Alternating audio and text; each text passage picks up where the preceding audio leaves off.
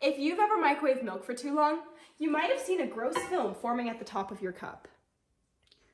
This is an example of a film on liquid. The orientation and pattern of wrinkles formed on this flat film are completely random. But what if I told you, in cases of curved surfaces, they're actually completely predictable through the power of geometry? Before we can learn the wrinkle patterns that will form on curved surfaces when they're placed on a liquid, we need to learn why curved surfaces form wrinkles at all. To answer that question, we're going to have to get a little bit violent. When I try to turn this spherical globe into a flat map, it's impossible without some level of distortion. Wrinkling is a mechanical instability that allows a curved surface to conform as closely as possible to a flat one. That's why maps like this one that uses the Mercator projection show features that are further away from the equator as larger. So when a thin film of something like polystyrene is put on the surface of a liquid, the surface tension of the water pulls and stretches it out. In other words, the surface tension present at the top of the liquid is providing a weak tension force on all edges of the film, causing the film to wrinkle as it tries to get as close to two-dimensional as possible. First off, we need to know the two shapes that surfaces can take on.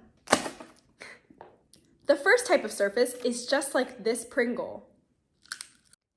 A Pringle is actually what scientists refer to as a negative curvature surface. That means that the edges have more growth than the center, and the closer you get to the edges, the more fanned out the area becomes.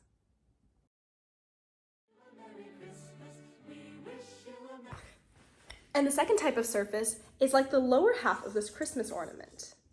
The surface of a Christmas ornament, or any type of sphere, is what scientists refer to as a positive curvature surface. That means the center is more fanned out than the edges are. When we put these two types of film in water, something amazing happens. In the Pringle-shaped objects, wrinkles always form along a symmetric set of lines to the tangent of the object's surface. They meet in the center and form an angle. It's completely predictable through geometry. But what's even more amazing? The rule for the ornament objects is inversely related to the rule for the Pringle objects. When placed in water, wrinkles form the opposite legs of the isosceles triangle that we just saw from the Pringle objects.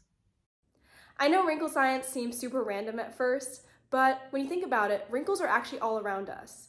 From bridges bending under pressure, to villi in our small intestines forming when we're embryos. So next time you overheat some milk, I hope you look at that scummy, gross layer of fat and have a newfound appreciation.